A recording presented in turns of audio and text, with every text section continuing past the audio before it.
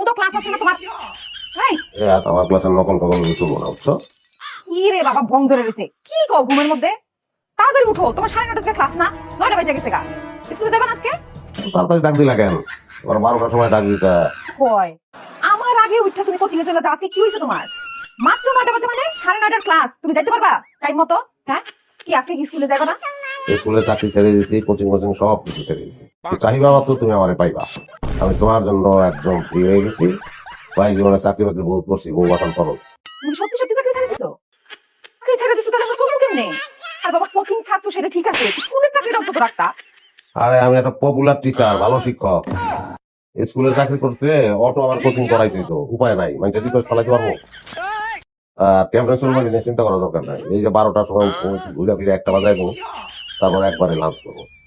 আমার তো আর কোনো কাজ কাম নাই। চলো বুঝিবা, এটা কোনো জায়গায় যাই, এটা তোমার বাবার বাড়ি যাই, ওই জায়গা যতদিন খুশি থাকবা, কোনো ব্যাপার না। আমি লেগে তারা দেবো না। হ্যাঁ, তুমি রেডি হলো, তুমি দিয়ে